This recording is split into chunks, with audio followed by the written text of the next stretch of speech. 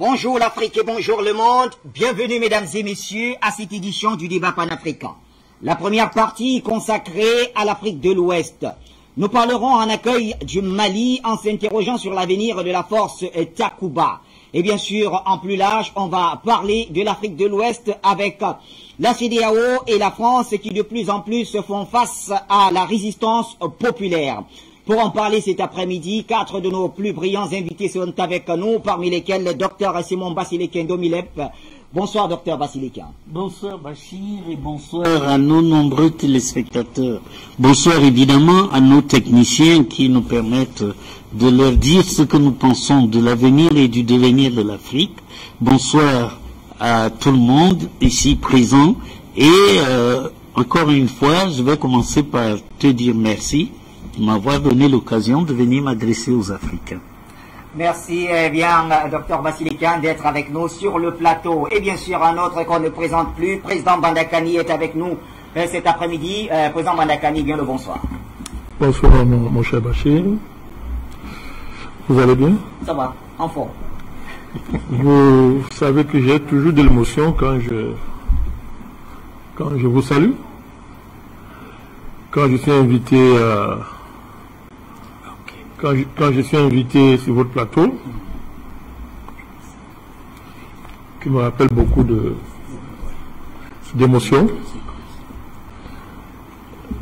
qui me rappelle ses commencements, et qui, avec la grâce de Dieu, du vrai Dieu, nous ont conduits à ce niveau, à ce tournant majeur de l'histoire de l'Afrique et de la géopolitique internationale, sur laquelle nous avons anticipé depuis 10 ans.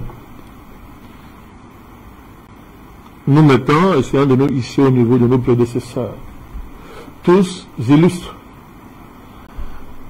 qui ont nourri ce combat millénaire, multimillénaire, où des générations se succèdent, se transmettent le flambeau, pour la victoire de l'Afrique, de l'humanité en général, mon cher Bachir, contre les forces de l'oppression, contre les ennemis de l'humanité, qui ont le visage de la France, des États-Unis, de l'Angleterre, de l'Union européenne, et des criminels financiers internationaux, maîtres des marchés financiers et du système financier international, mon cher Bachir. Donc je vous remercie de m'avoir invité. Je salue vos techniciens. Ils sont dans une tâche un peu ingrate parce qu'on les voit passer nous qu'on voit. Mais je voulais leur témoigner la reconnaissance des panélistes pour le travail qu'ils font. Je salue toute la communauté panafricaniste, maintenant décennale, 10 ans de communauté, où ils sont restés fidèles à nous, les panafricanistes, fidèles. Ils nous ont accompagnés. Je voudrais ce dimanche leur dire merci. Merci.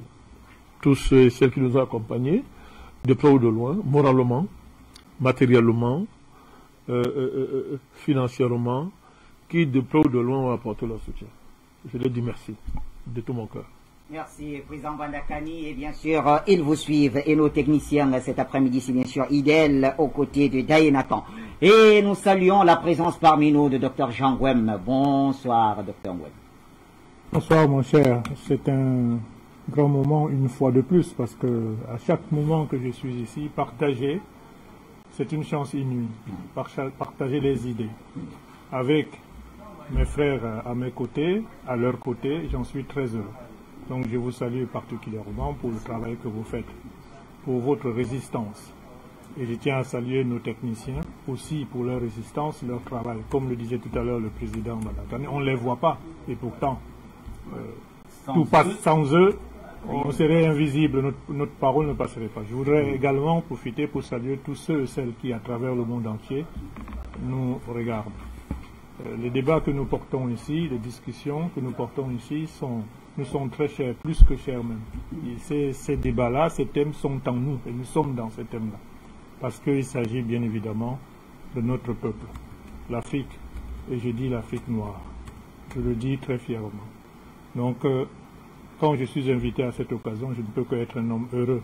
Je remercie tout le monde et puis on va en parler. J'espère que nous allons pouvoir, une fois de plus, enrichir la discussion et continuer à enrichir tous ceux et celles qui nous écoutent pour qu'effectivement la cause, la libération, le déchaînement, parce que nous sommes enchaînés, qui aujourd'hui on voit effectivement les effets ou les signes visibles, que ces signes-là puissent s'amplifier progressivement et que l'Africain devienne l'homme qu'il a été par le passé depuis la naissance que Dieu créa l'homme. C'est d'abord l'Afrique et c'était l'Africain sur terre. Merci pour cette signature. C'est d'abord l'Afrique et c'était l'Africain sur terre. Merci d'être là, Dr Jean Gouem. Et bien sûr, notre quatrième et dernier invité, et pas des moindres d'ailleurs, Luc Michel est avec nous en duplex de Bruxelles. Luc, bien le bonsoir. Bonsoir, plutôt bonjour Bachir Vuller.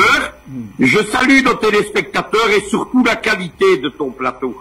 Au moment où parfois on voit se répandre un peu partout, dans la foulée du sommet de Montpellier, les panafricanistes que j'ai appelés de margarine, ces gens qui ont une posture panafricaniste et trahissent notre cause, ton plateau, ce sont des anciens, ce sont des fidèles, ce sont des piliers du néo-panafricanisme. Je les salue. Très bien. Luc Michel, et bien sûr, tous répondent à vos salutations, ce qui nous donne l'occasion de commencer par vous. Et directement, Luc, nous parlons du Mali en s'interrogeant sur l'avenir de la force d'occupation Takuba. Takuba qui se voit de plus en plus minoré. Après les Suédois, c'est les Danois qui se sentent obligés de se retirer. Finalement, où ira-t-elle, ou plutôt, jusqu'où ira-t-elle? Ce qu'on voit maintenant, c'est l'échec des plans américano-occidentaux et des plans français. Il y a une double mâchoire qui voulait se refermer sur le Mali et sur l'Afrique centrale. Il y a la mâchoire diplomatique, c'est la CEDEAO, et il y a la mâchoire militaire, c'est Takuba. Qu'est-ce que c'est Takuba? Ça a été lancé en 2019 sous Donald Trump. C'est le plan B des Américains pour remplacer les Français par l'OTAN et par les Américains dans la guerre du Sahel. À la suite du livre de Marc-Antoine Pérouse de Monclos, Une guerre perdue de la France, le Sahel, les Américains ont tiré les conclusions. Ils ont voulu américaniser la guerre du Sahel et l'otaniser en la centrant sur le Niger et non plus sur le Mali. La France, il n'est pas question qu'elle quitte complètement le Mali, mais il est question que sous parapluie américain, elle s'aligne avec notamment l'Allemagne et des pays russophobes comme l'Estonie par exemple, ou encore d'autres, ou les Danois par exemple, qui sont en pointe dans l'agression contre la Russie. Parallèlement à cela, la CEDEAO, complètement sous influence de l'Union européenne, qui n'est rien d'autre que le bras armé de l'OTAN, la CEDEAO a entrepris une action pour saboter la révolution malienne et maintenant la révolution du Burkina Faso. Il y a un complot contre le Burkina Faso. Vous savez qu'on a proposé, c'est une suggestion de Ouattara, le principal des domestiques de la France dans la CEDEAO, on a proposé au colonel Damico qu'il allait rencontrer les chefs d'état-major des armées de la CEDEAO. C'est une façon de ne pas le respecter comme chef d'État, c'est une façon de le diminuer, de le minoriser. Il n'est pas question évidemment d'accepter cela. Si les chefs d'état-major de la CEDEAO veulent rencontrer les chefs d'état-major du Mali, ils peuvent le faire. Mais seul le colonel Damico, président d'exercice du Mali, doit rencontrer les chefs d'État. Il ne doit pas tomber dans le nouveau piège de Ouattara. La France, elle a définitivement perdu les esprits, les cœurs et la guerre en Afrique centrale. Il lui reste à déguerpir de ce qui était jadis le précaré français. Sans honneur et sans gloire, elle va se diriger vers les oubliettes de la géopolitique, ce que Léon Trotsky appelait les poubelles de la politique. Maintenant, les plans français ont perdu, les plans américains de substitution ont perdu. Il y a une vaste coalition géopolitique constituée de l'Algérie, du Mali, de la Russie, de la Mauritanie. Elle a l'appui des firmes paramilitaires russes, elle a la donne, comme on dit, elle est soutenue par l'Iran et par la Chine. De l'autre côté, les Français, les Américains et leurs domestiques, le président du Ghana, qui est l'un des amants et des Américains, qui a fait un accord de partenariat stratégique avec les États-Unis, les domestiques de la France comme Ouattara et le roi du Maroc, eux évidemment ils sont en position de faiblesse, ils peuvent gesticuler autant qu'ils veulent, ils peuvent faire des sanctions, ils peuvent faire des menaces, ils peuvent faire du chantage, ils ont perdu la partie. C'est ce que nous dit Luc Michel. Docteur Gwem, vous partagez ces affirmations de Luc Michel, puisque cela vient quand même avec une autre question d'un téléspectateur, Tom Will, qui nous suit en ce moment sur notre live Facebook. Il dit rupture diplomatique. Reste-t-il une autre solution pour sauver l'Afrique? Alors je vois, il fait allusion à ce qui s'apparente à une rupture diplomatique entre le Mali et la France, avec le ton qui monte. On entend d'un côté Jean-Yves Le Drian qui s'exprime durement contre les autorités maliennes.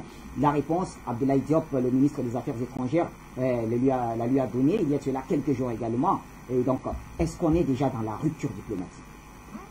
Mais, pour répondre à votre question, je pense que si on n'y est pas dans l'immédiat, la voie est en tout cas tracée. Et que de toute façon, on ne va pas échapper. Cette rupture diplomatique, qu'elle soit entre le Mali et l'Occident et la France, moi je dirais que la voie est tracée pour qu'il y ait la grande rupture diplomatique, humaine, entre l'Afrique, l'Afrique de l'Ouest, l'Afrique centrale et l'Occident, avec derrière la France, les États-Unis. Moi je pense que nous sommes sur cet axe-là. Et le process est irréversible au point où nous en sommes. Irréversible parce que, appelons rupture diplomatique, quand vous regardez très bien, les phénomènes qui se manifestent actuellement sont soutenus par le peuple. Regardez ce qui se passe au Mali, au Niger, un peu partout, au Burkina Faso. Et même au Sénégal. Au Sénégal, c'est le peuple qui porte ce mouvement-là. Et vous savez très bien que, à partir du moment où les gouvernements, quels qu'ils soient, sont portés par le peuple, ce gouvernement bénéficie de la légitimité populaire du peuple. Et vous savez très bien que ce qui est derrière la portée du peuple, c'est la souveraineté d'un peuple. Donc, la rupture diplomatique, c'est le peuple qui va porter ça. C'est la souveraineté qui est l'axe, le vecteur central même de ce qu'on peut appeler une rupture diplomatique. Vous savez, même Mao le disait, que l'autodétermination, l'indépendance ne se négocie pas, elle s'arrache, si nécessaire par les armes. Si nécessaire par les armes. Et c'est comme ça qu'il a procédé. Et il a eu l'adhésion du peuple. Donc je dirais que, à partir du moment où nos gouvernements, même ici en Afrique centrale, ou comme on regardait un peu partout où les peuples se manifestent, et il y a un seul mot qui sort de ce peuple-là, la France, l'Occident, out. Et il y a un autre mot qui suit avec ce peuple-là, où est la Chine, où est la Russie. Vous comprenez très bien. Donc, moi je pense que nous sommes vraiment sur un axe porteur qui est... C'est du progressisme, hein? Qui aurait imaginé cela? Vous comprenez? Alors revenons donc à la force Takuba. La force Takuba. Bon, moi je dirais que... Vous savez, c'est une force qu'on a créée là, à peu près en 2020. D'accord? Mais c'est toujours la France qui a créé ça. Parce que c'est la France qui a le commandement de cette force-là. Il y a une force qui vient en substitution à la force Barkhane. C'est la France. Ouais. Soi-disant... d'arriver à faire un effectif de 2000 soldats européens. Avec pour objectif former des forces qu'on appelle les forces spéciales. D'accord? Pour combattre le terrorisme. Mais la France, elle pense qu'elle est intelligente. Et c'est camouflé au travers d'autres pays. Je crois qu'il y a 13 ou 14 pays européens qui sont là-dedans. Mais c'est elle qui a le commandement intégré. Il y a des accords de principe en tout cas. Bien sûr, vous comprenez. Alors, quel est donc l'intérêt d'avoir une deuxième force? Alors qu'il y a déjà Barkhane qui est d'ailleurs l'héritier de qui? De Serval. Depuis 2013. Depuis 2013. Il faut préciser quand même que Takuba vient remplacer Barkhane, selon ce que le commandement français. Oui. Takuba vient remplacer Barkhane, mais Barkhane y est toujours. Actuellement, je dis que nous avons deux forces d'occupation dans cette région-là. Barkhane, il ne faut pas oublier que même dans Barkhane, ils ont trouvé l'astuce, c'est-à-dire d'intégrer dans un certain nombre de pays satellites du Sahel, dit-on, qui soi-disant sont là-dedans, alors qu'ils n'apportent rien. Quand on regarde la présence de ces deux forces-là, finalement, l'objectif c'était quoi? Combattre quoi? Le terrorisme. Mais regardons les résultats. Depuis 2013, Serval, jusqu'à aujourd'hui, Takuba et puis Barkhane. Quel est le résultat? La situation s'est empirée. Et voire même, les peuples qui portent ce mouvement de contestation actuel et qui demandent à la France et à l'Occident, aux États-Unis, de foutre le camp, soupçonneraient, et à juste raison, que qui est derrière ces mouvements, qui amplifient, qui manipulent même, qui donnent même certaines armes à certains de ces groupuscules. On connaît le comportement, hein, divisé pour régner. Nos pays sont tellement riches que l'Occident ne veut pas partir. Or, à partir du moment où nous portons, nous peuples, mais il n'y a pas de... Je ne vois pas le chemin qu'empruntent aujourd'hui les masses populaires, c'est le chemin irréversible. Parce que la société civile d'il y a 20 ans, ce n'est plus la même aujourd'hui. Parce que tous les intellectuels, tous nos frères et sœurs, qu'ils soient dans, quel que soit le village, réclament tout simplement le départ de toutes ces forces-là. Et que chaque peuple puisse avoir sa souveraineté. Vous comprenez? Donc vous allez voir que, eh bien, on va s'acheminer naturellement, pour revenir à la question que vous m'avez posée, à une rupture diplomatique. Et c'est pas tout. Je dirais diplomatique, militaire aussi. Militaro-diplomatique. Parce qu'on n'a pas besoin d'eux. Et militaire, parce que qui dit souveraineté dit donc l'intégrité de la défense de territoire qui est assurée par nos peuples. Donc, c'est à nous de choisir quels sont nos alliés.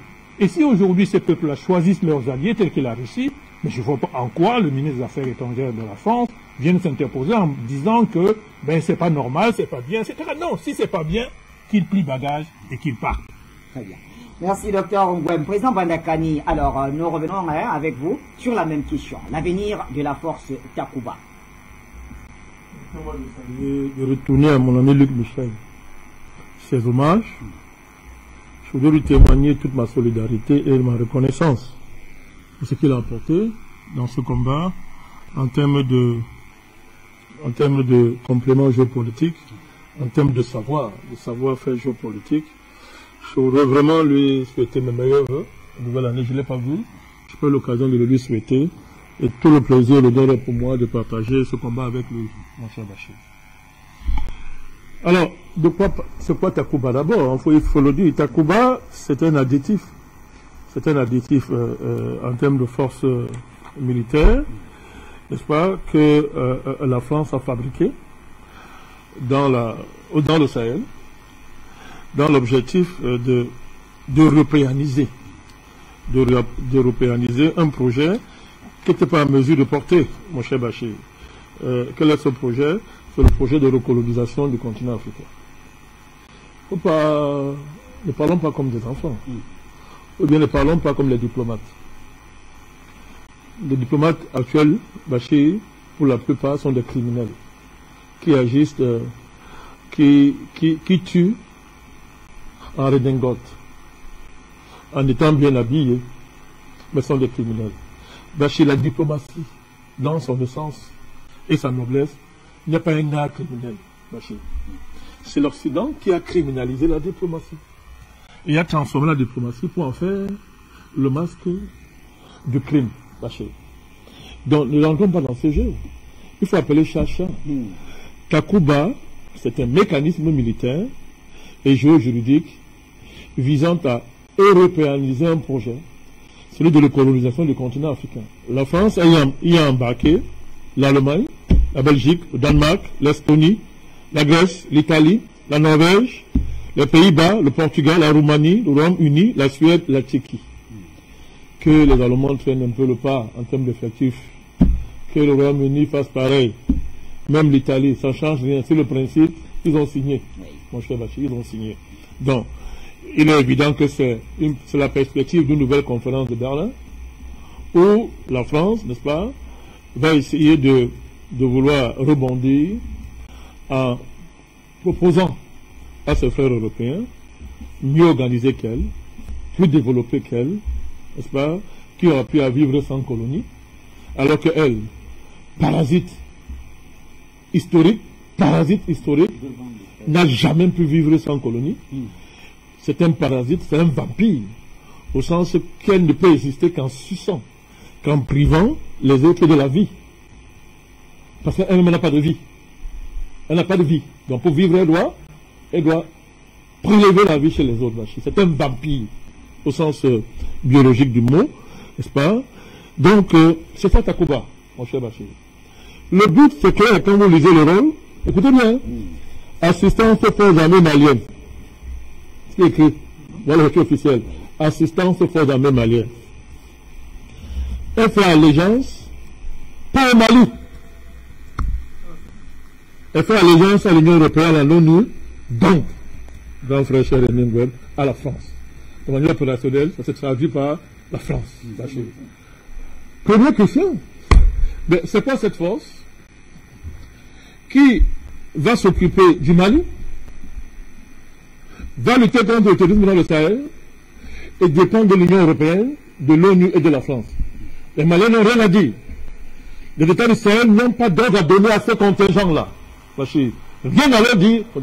Elles dépendent de la France. Ben, il y a un problème, Bachir. La France, les terroristes ne sont pas en France. Je vous ai dit quitter le langage de la diplomatie pour. Il faut arrêter ça. C'est du banditisme pur et simple. Posons le vrai débat sur la table. Le Sahel, c'est pas la France. Le Sahel, c'est pas l'Allemagne. Le Sahel, c'est pas le Danemark, le Sahel. Ce n'est pas l'Estonie, le Sahel. Ce n'est ni l'Italie, ni la Grande-Bretagne, le Sahel. Le Sahel, c'est le Mali, c'est la Mauritanie, c'est le Burkina Faso, c'est le Niger, c'est l'Afrique subsaharienne, Bachir. Vous pouvez m'expliquer comment des gens viennent lutter contre les djihadistes dans le Sahel et ils sont placés sous commandement européen. Ils n'ont rien à recevoir en matière d'ordre de la part des dirigeants africains en général et du Mali en particulier. Mon cher Bachir. Vous m'expliquez ça? Deuxièmement, Takuba en a une dynamique, dit-on, comment on appelle ça? C'est-à-dire que Barkhane veut se noyer, elle veut changer de nom. C'est-à-dire que Barkhane veut disparaître sans disparaître. C'est-à-dire qu'il s'agit d'une forme de manipulation tactique et juridique pour que, évidemment, la France se cache, ne soit pas en première ligne, pour que l'Afrique est en face de l'Europe. Mais une Europe, n'est-ce pas, qui accepte le projet de colonisation de la France. Parce qu'à partir du moment où tous les pays ici sont dans le jeu, ces pays-ci ne sont plus innocents, Bachir. Ces pays ont accepté le projet de colonisation français.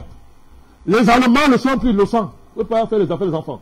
Tous les pays là qui sont dans Takuba, je parle de la Belgique, de l'Allemagne, du Danemark, de l'Estonie, de la Grèce, de l'Italie, du Norvège, Pays-Bas, Portugal, Roumanie, Royaume-Uni, Suède et la Tchéquie, ces pays-là ne sont plus innocents.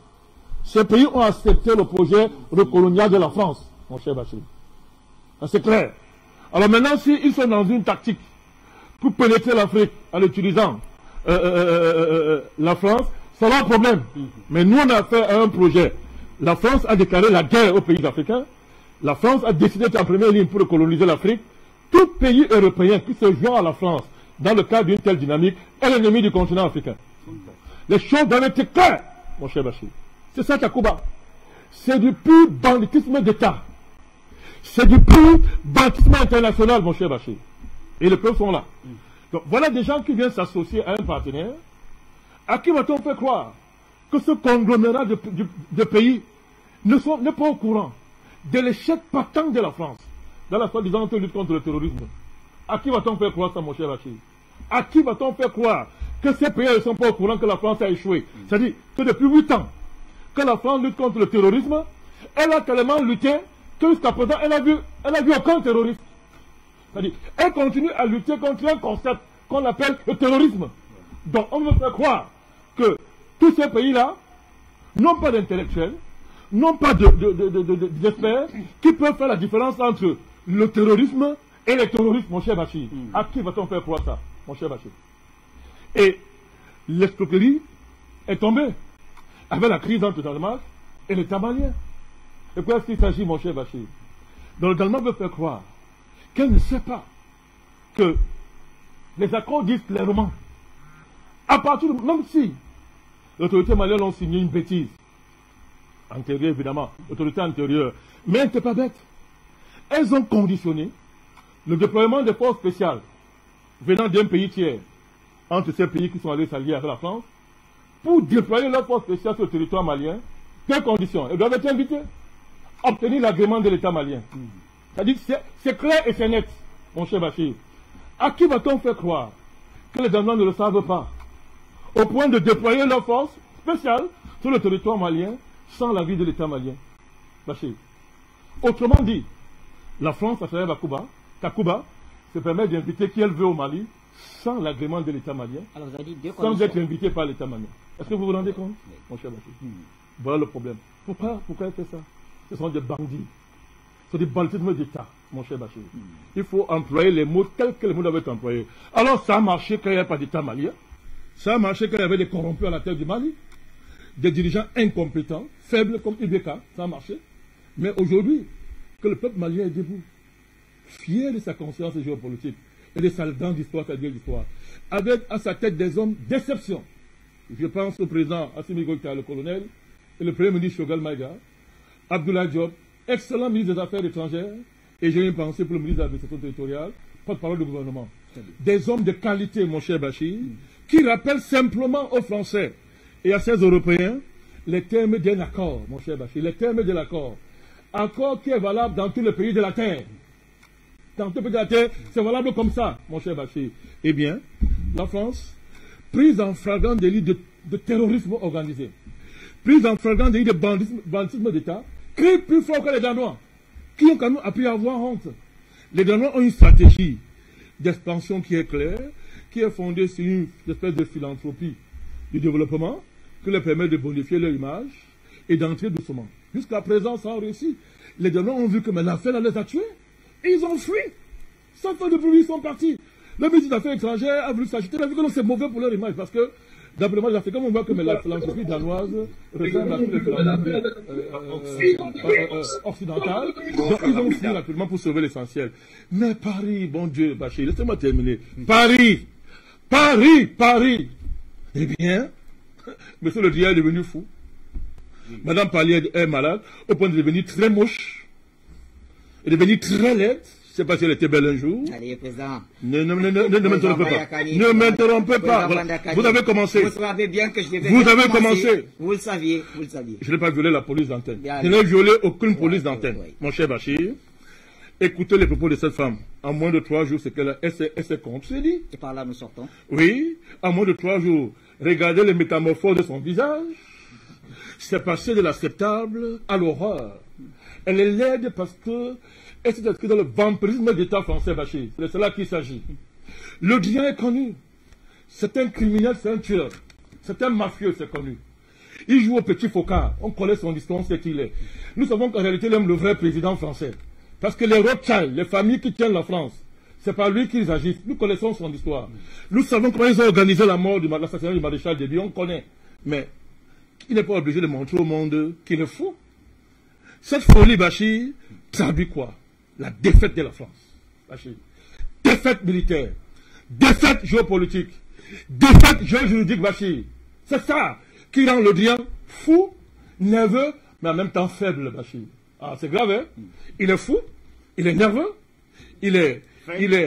en plus, il est faible et impuissant. Là où hier, il ne faisait pas ça. Hier, il riait. Géodiplomate est tué par derrière. Parce qu'il était plus fort en ce moment-là. Les Africains étaient incultes sur le plan géopolitique. Et les gens n'avaient pas vu leur manœuvre. Maintenant que les choses ont changé. Et que la diversification géostratégique des partenariats militaires a doté du Mali de ce qu'on appelle l'équilibre de rapport de force, mon cher Bachir. Eh bien, le Drian ne peut que montrer qui il est. Ces démons apparaissent en plein jour. Son regard affreux, criminel, petit nazion et nazi apparaissent en plein jour, mon cher Bachir. Mais il va faire quoi? C'est terminé. Les Maliens, attendez, je vais chuter. Allez, président Mandakani. Je vais chuter. Je serai obligé de reprendre. Oui, non, attendez, je vais chuter. Non pas pour censurer, mais pour équilibrer le temps de parole. Je peux chuter. Je peux chuter. Alors, je vais débuter tout ça dans votre prochain tour de parole. Si vous voulez, après, je ne parle même plus. Oui, il n'y a pas de problème. Je vais chuter. Vous allez chuter. Donc, j'espère que vous n'allez pas essayer de protéger le Drian. Allez-y, vous allez chuter. Voilà, j'étais en train d'expliquer que mon cher Bachir, que pourquoi la France parle plus fort que le Danemark? Pourquoi dans cette affaire? Pourquoi? Parce que l'État malien est bête, les Maliens ont compris que c'est là où on va le coincer. Et en coinçant la France sur l'enjeu danois, Takuba est en train de mourir, mon cher Bachir. Ouais, c'était votre question. Takuba est en train de mourir parce que tant que les Maliens imposeront leurs conditions au déploiement des forces spéciales au Mali, Takuba les aura pour le même rôle, tel que prévu dans le projet français. Bachir. Ça, c'est mon premier jet. Ouais, tout à l'heure, je vous dirai pourquoi on peut accepter les forces spéciales dans le territoire d'un État. Et au prochain jet, je serai très strict sur le temps. Je vous en prie, monsieur Bachir. Bachir. Docteur Vassileka. Oui, Bachir.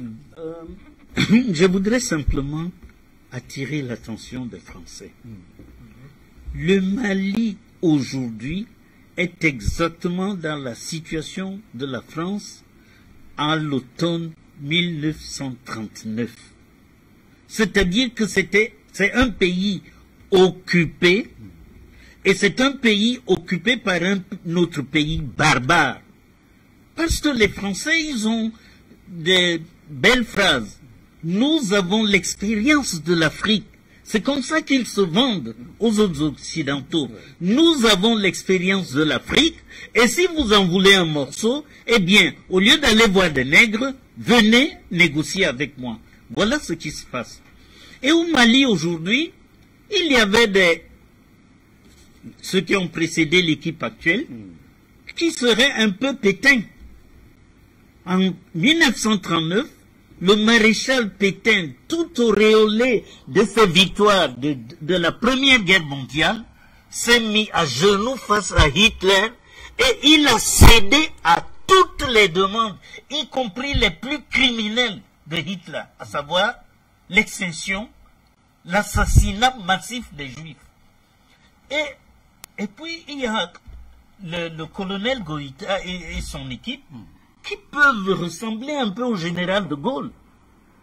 Bachir, si de Gaulle avait pris son téléphone pour demander au Führer, dit, maintenant que tu nous occupes, est-ce que tu permets que j'aille chercher d'autres alliés en Angleterre et avec les États-Unis? Évidemment, le Führer l'aurait attrapé. Parce que c'est exactement ce qui se passe au Mali. L'équipe actuelle qui dirige le Mali est une équipe de nationalistes. De Gaulle a ses défauts, mais il aimait son pays. Et ça, c'est ce qu'on demande à tout homme normalement constitué. Et voilà que des Français se disent, on vous donne 6 mois pour faire des élections. On vous donne, Bachir, entre 1940, dans la débâcle française, et les premières élections en France, combien de temps s'est écoulé? Et on dit aux Maliens, tout de suite, maintenant, immédiatement, à l'heure même, sans tarder, organiser des élections. Façon de dire, vous êtes des nègres, des grands enfants que nous pouvons continuer à manipuler. Eh bien, ce que nous disons, nous autres Africains, ce que nous disons aux Européens, qui ont peut-être trop cru en la France qui prétend avoir une expérience de l'Afrique. La France a corseté les Africains. La France les a empoignés pieds et mains. Et puis elle s'est mise à les sucer, à les manger, à tirer toute la substance vitale de l'Afrique, de telle manière que depuis 1960, que nous sommes prétendument indépendants, jusqu'à aujourd'hui, il n'y a pas de changement ni économique. Dans le même laps de temps, Bachir, le Brésil, l'Inde, la Chine ont fait des pas de géants. Alors, comme il se trouve que les nègres ne sont pas ce qu'ils croient qu'ils sont, nous nous sommes dit, eh bien, allons voir ces gens-là, quel est l'élixir qu'ils ont utilisé. Et donc, ce que nous demandons aujourd'hui à la France, c'est que tous les Takuba, les Marvan, toutes les forces d'occupation, toutes les bases françaises en Afrique, que font-elles en Afrique, Bachir? Qui a besoin qu'il y ait une base au Gabon pour qu'on respire de l'air pur au Cameroun? Qui a dit qu'il faut une base militaire française au Tchad pour que le Nigeria soit heureux? Personne, sauf les intérêts de la France. Et ces intérêts, c'est précisément... La France est à bonne école. Hein? Quand elle nous prescrit le franc CFA, elle a copié à la virgule près la démarche de Hitler en France occupée. quand elle prétend aujourd'hui nous maintenir dans la misère et la pauvreté, eh bien, elle a copié le modèle américain. Bachir, comment peux-tu m'expliquer que toute l'Amérique latine, à partir du Mexique, le Mexique c'est à la porte des États-Unis, une longue frontière commune, comment peux-tu expliquer que l'Amérique s'est développée de façon extraordinaire et du Mexique jusqu'au golfe du Yucatan, il n'y a pas de développement, sauf qu'il démarre un peu du côté du Brésil. Donc, aujourd'hui, nous considérons des hommes comme les autres. Quoi qu'en pensent les drians et les parlis et d'autres oiseaux de même plumage. Non, nous voulons être libres. Nous voulons collaborer avec tous les peuples du monde à la seule condition que chacun respecte ses vis-à-vis. Quand nous traitons, nous, avec les Chinois, eh bien, il y a un minimum de respect. Mais quand les Français viennent avec un projet de découper les 54 États africains en 300 États, Bachir, comment voulez-vous organiser le développement? Ce n'est pas tout le monde n'a pas le génie suisse, hein, d'être une ville ou le Luxembourg, d'être une ville ou un quartier et de se proclamer nation et de se développer. Encore que ces gens-là, ils coopèrent avec l'Europe. Mais aujourd'hui, les autorités maliennes n'ont plus de choix. Les autorités guinéennes et burkinabées n'ont plus le choix. Il faut que la France s'en aille. Et il faut que les autres pays francophones qui ont encore des bases chez eux, eh bien, qu'ils demandent à ces bases-là de fermer et de s'en aller. Et maintenant, nous ne nous libérerons pas avec la parole, c'est avec les actes. La première chose qu'il faut faire, c'est que tous les pays prétendument francophones d'Afrique, eh bien, qu'ils dénoncent les accords de 1959. Bachir, si vous les lisez, vous perdez l'appétit pour une semaine. Je vous assure. On se demande si ceux qui ont signé les Houphouët-Boigny, les Senghor qui ont été ministres en France, si ils ont lu ces accords-là. Et président de leur république. Alors, vraiment, il n'y a plus de négociation. Et j'ai lu un post aujourd'hui, c'est une Française qui informe les Africains de ce que l'attaque du Mali est imminente. Ce sera la France, les États-Unis, l'Union européenne. Ils vont attaquer le Mali et cette Française, dans son post, nous dit « Surtout défendez-vous, même sans armes, défendez-vous ».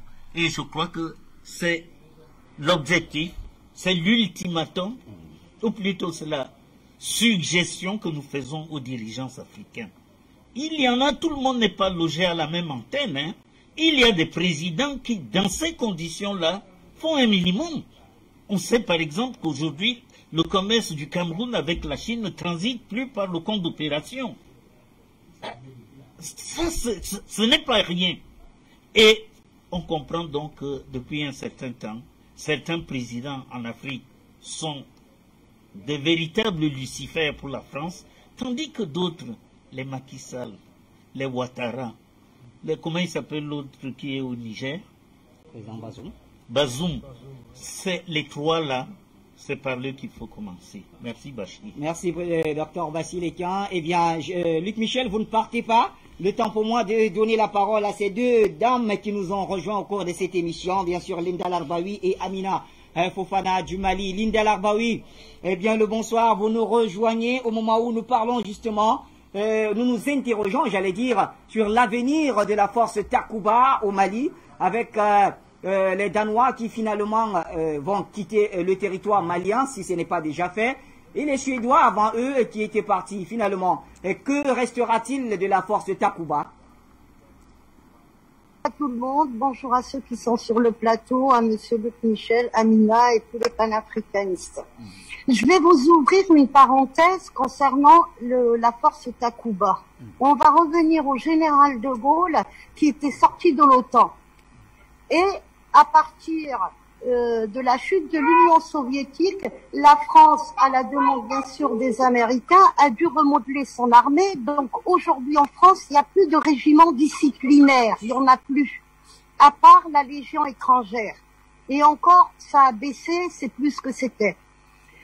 À la venue de Sarkozy, avec tout le programme qu'ils avaient derrière, qu'est-ce qui s'est passé? Il a remis la France dans l'OTAN. Et il y a eu une critique extraordinaire, les Français n'ont pas accepté, mais ils comprenaient pas que la France est incapable de se défendre seule dans le monde. Et avec Hollande, il y a un projet pour créer une armée européenne. Le problème de l'armée européenne, c'est que la France veut être le numéro 1. Les Allemands disent non, les Espagnols disent non, donc ça part en cacahuète. Et Macron a remis tout ça. Donc, derrière l'histoire de la force Takuba, il n'y a pas que le Mali vouloir rester dans le Sahel.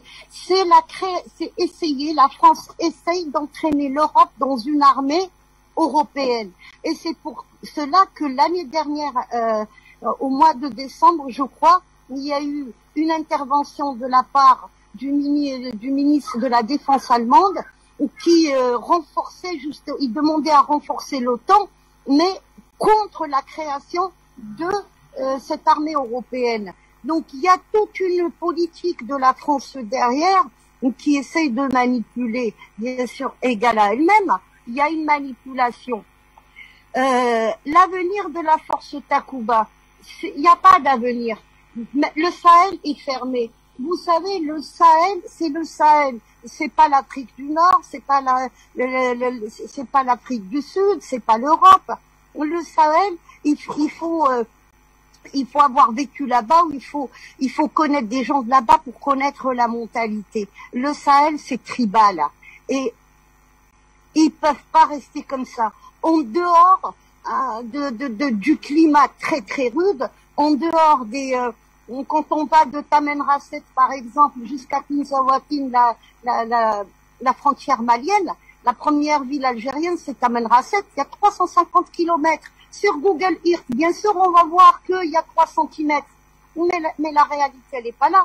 La réalité, elle est tout autre. Donc, ces Européens ne peuvent pas rester dans le Sahel. Ils n'ont plus le couloir aérien de l'Algérie. La Tunisie refuse son couloir. Ils n'ont plus l'information par les services secrets algériens. Les Russes sont là. Et les Russes, eux, ont des alliés.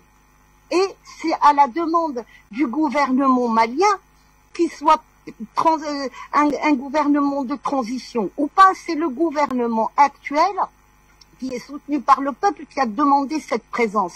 Donc il y a plus de présence pour cette force Takuba. Ils vont avoir toutes les difficultés du monde. Moi, en 2013, quand on m'a dit, tu vois, l'Algérie a accepté que la France, elle passe, j'ai rigolé.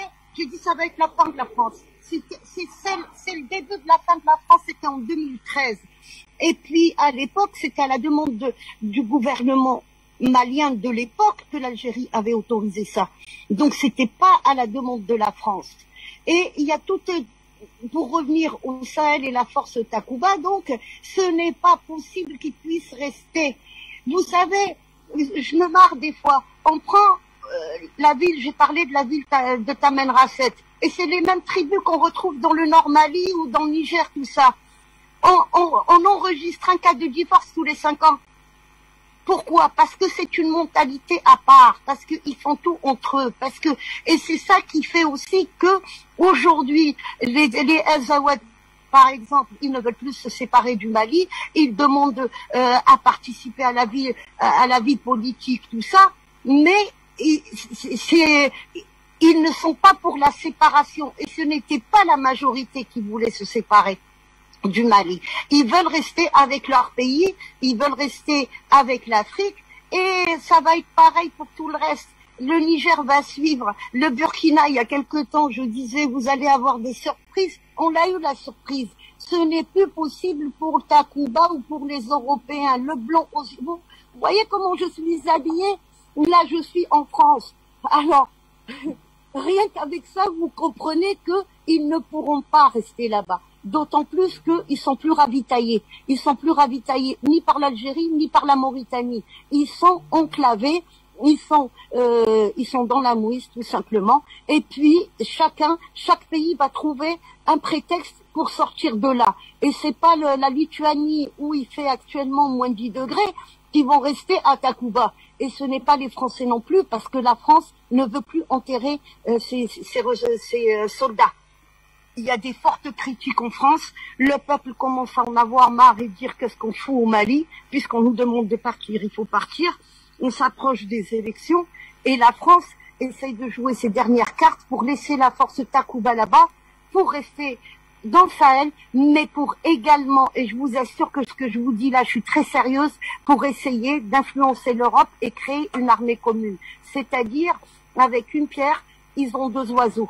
Sauf que l'oiseau malien s'est envolé il y a un bout de temps. Voilà, j'ai fini.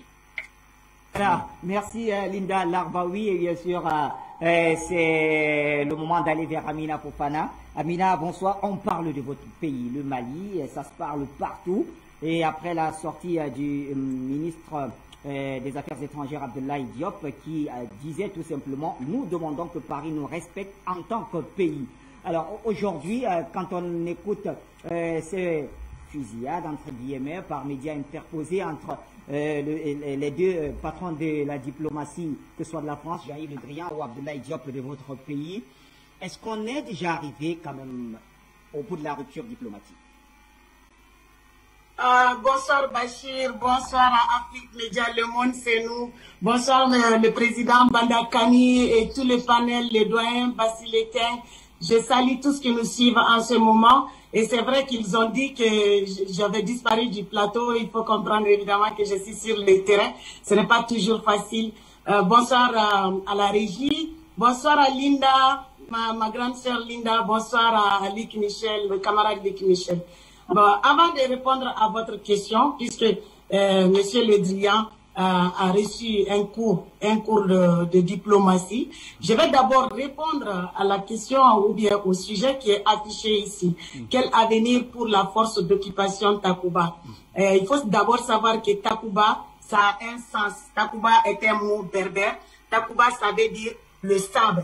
Et Takuba est venu justement pour diviser, pour aider la France à diviser le nord du Mali, pour créer l'Azawad. C'est pour ça que Takuba est là et garder toutes les richesses du nord pour eux seuls et voilà, faire en sorte que le Mali soit isolé et définitivement et plonge dans l'insécurité totale jusqu'à la fin des temps. Donc c'est ça le nom de Takuba. Takuba, ça signifie sabre en berbère. Tout ce qu'ils font, tous les noms qu'ils donnent à leur mission criminelle, vous allez voir toujours que ça a un sens vraiment péjoratif, très très péjoratif en Afrique. Voilà, ça c'est le sens du mot Takuba, qui veut dire sabre berbère.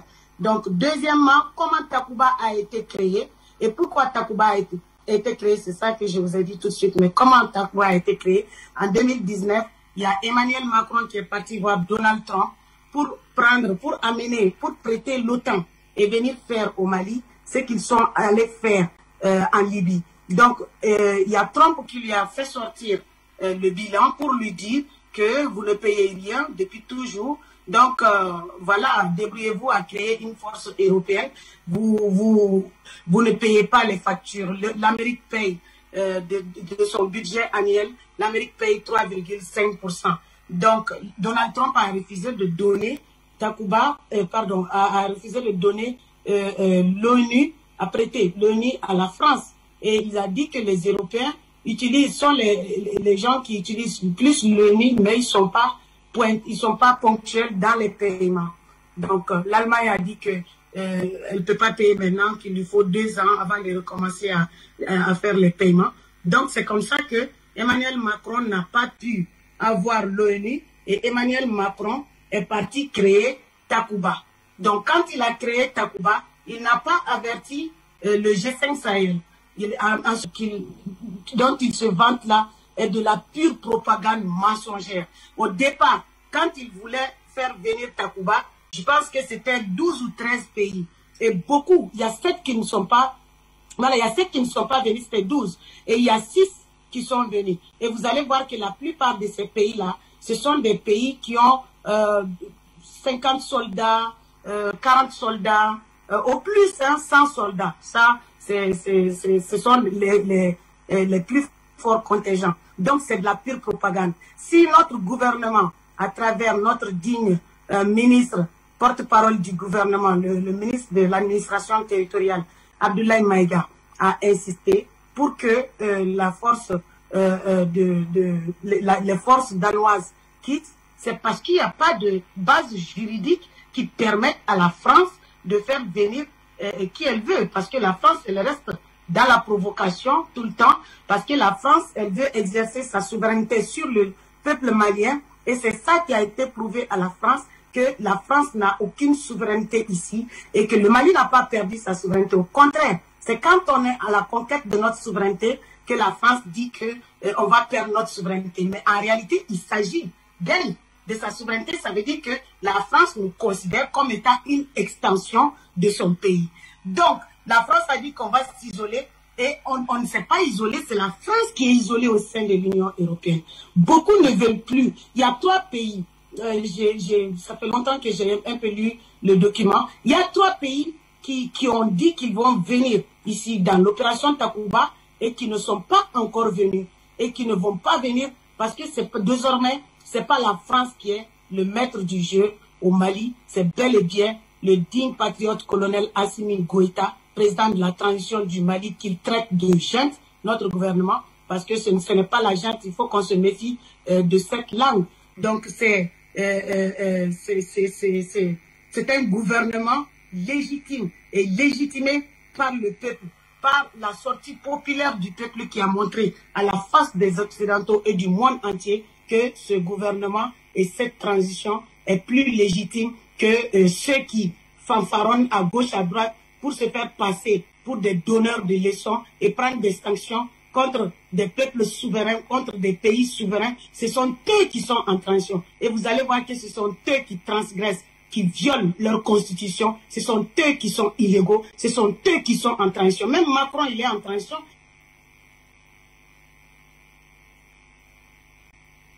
Il n'a pas par les peuples, pas du tout. Il est élu par un système de De Gaulle qu'il a posé là comme un caca. Donc, pour sortir, je vais juste dire que le président Vladimir Poutine a dit un jour que dans 20 ans, la France deviendra la colonie de ses colonies. Et c'est ça en marche aujourd'hui. La souveraineté du Mali est affirmée. Donc les Danois, ils venaient, eux tous Takuba, ils viennent pour aussi explorer nos ressources naturelles. C'est pour ça que notre digne État a dit qu'on ne sait pas pour quel motif ils sont là. Ils n'ont pas discuté avec l'État malien au préalable. Donc, si quelqu'un doit venir dans quelque mission que ce soit, prétextant vouloir venir aider le Mali, ben, il faut que la personne passe directement par l'État malien pour avoir son accord ou pas. Parce que les Danois avaient déjà envoyé une première lettre, soi-disant du temps d'Ibeka, que c'est Ibeka qui les a demandé de venir. Je ne crois pas du tout.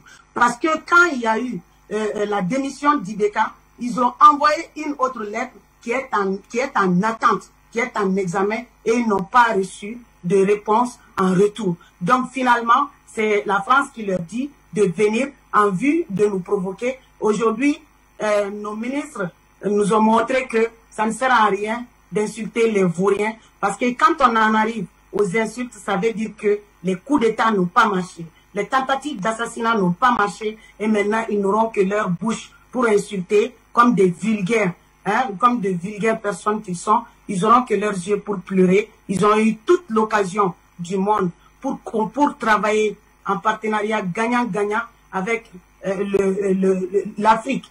Mais ils n'ont pas su profiter de l'occasion. Et aujourd'hui, ils ont creusé leur propre tombe. Parce que ce qui va se passer, c'est que le Mali, le Burkina Faso, l'Algérie la Guinée-Conakry, la Mauritanie doivent, ce que je recommande d'ailleurs, doivent tourner complètement le dos à la CEDEAO et créer une autre organisation qui sera soutenue par les blocs qui ne sont pas impérialistes, par nos partenaires, dans un partenariat gagnant-gagnant et dans un partenariat sincère. Il est temps de quitter définitivement la CEDEAO. Il est temps de quitter ces présidents esclaves et esclavagistes. Il est temps de les quitter. Et je vais profiter de l'occasion pour donner un petit conseil aux autorités du Burkina. Il faut vraiment pas relâcher Roch parce que Roch, c'est leur moyen de pression sur la CEDEAO. Nous avons vécu la même chose du temps d'Ibeka ici. Ils ont mis la pression. Ils ont dit qu'ils ont respecté les textes. Après, on a vu qu'ils ont outrepassé les textes. Ils viennent comme ça parce que Roch est détenu. Quand Ibeka était détenu, ils ont mis la pression pour qu'il y ait maintenant ou jamais qu'il faut garder Roch. Et si nous devons tous sortir de la CEDEAO, nous allons faire une sortie collective, une sortie groupée et nous regrouper ensemble pour former un autre, peut-être la CEDEAO des peuples ou bien appeler ça autrement. Mais quoi qu'il en soit, c'est pas bon de libérer Roch, sinon ils vont faire exactement ce qu'ils sont en train de faire. Parce que eux, ils n'ont pas appelé officiellement d'abord la Russie. C'est la Russie qui les a dissuadés de venir avec l'armée de la CEDEAO ici, qui a vu les Maliens mourir pendant 10 ans. Donc, c'est très dangereux de laisser Roch. Parce que Roch, vraiment, il n'a rien fait. Il ne mérite pas de sortir. Et c'est mon conseil. Je les exhorte à les écouter. Merci, Bachir. Amina, bien sûr, en tout cas, vous l'avez dit, l'impérialisme a horreur des patriotes et on retient tout cela. Luc Michel, je vous cite Abdoulaye Diop.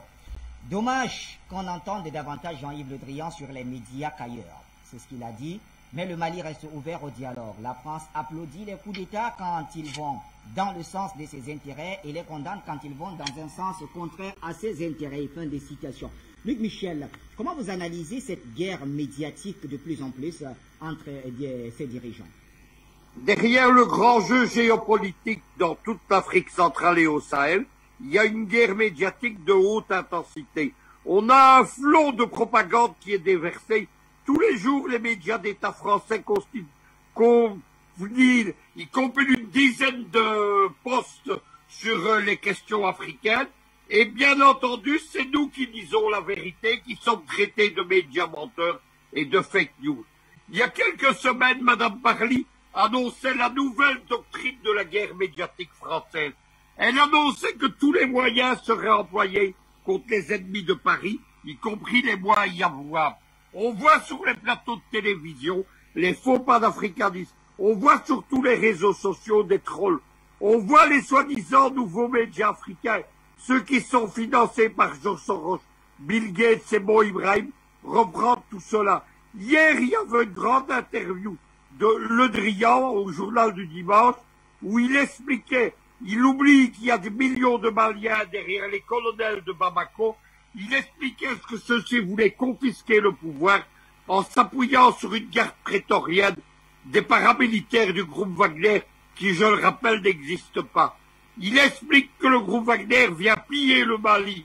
C'est la vieille parabole de la paille et de la poutre. Les Français reprochent aux Russes ce qu'ils font en Afrique depuis 60 ans. Il y a actuellement à Paris, à la caserne Mortier, qui est le siège de la DGSE à Paris. Il y a la caserne des services de renseignement français à Versailles. Il y a ce qu'on appelle 2 fermatrolles. Ce sont des gens qui sont chargés de nous attaquer sur tous les nets et les réseaux sociaux. Vous vous rappelez qu'il y a quelques semaines, on s'est attaqué au direct d'Afrique Média sur Facebook. Hier soir, il y avait un direct sur Facebook toujours. Il y avait un journaliste au service de Ouattara. Il a violemment attaqué Afrique Média et le président Mandakani. On en est là. Moi-même, mes Web TV sont attaqués quotidiennement. Nous avons dû faire appel à une firme russe de sécurité pour les protéger. C'est cela qu'il faut retenir. C'est la guerre de plus en plus. Cette guerre médiatique, elle a un but. C'est de vendre aux opinions publiques européennes, mais aussi africaines, la guerre de la France et de l'OTAN. Le Drian, Parly, Macron, ils mentent quotidiennement. Et malheureusement, il y a beaucoup de journaux africains qui se laissent prendre. Il y a aussi les fake news. Je viens d'entendre sur ton plateau aujourd'hui Deux de cette fake news malheureusement reprise par nos panélistes. Le but, c'est de semer la confusion. Le but, c'est de semer le doute. Le but aussi, c'est de semer la panique, notamment les nouvelles qu'il y aurait une attaque préparée par la France, l'OTAN et les États-Unis contre le Mali.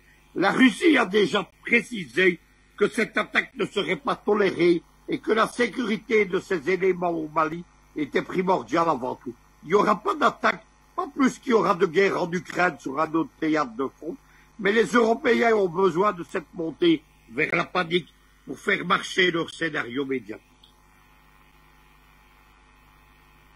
Contribution. Et messieurs, avant d'ouvrir donc, après avoir débattu. Bon après-midi. Allez, bonne suite Luc. Avant de revenir et ouvrir le débat de manière générale à la CEDEAO, à l'Ouest africain, si vous voulez, je voulais qu'on qu'on donne la parole à certains de nos téléspectateurs qui nous ont suivis depuis le début et ils veulent réagir. Je crois que ça... Et nous sommes quand même en train d'aller dans des records d'audience de plus en plus, hein, messieurs. C'est grâce à vous. Eh bien, on va au téléphone. Donc, Idel, on prend qui en premier? Ils sont nombreux.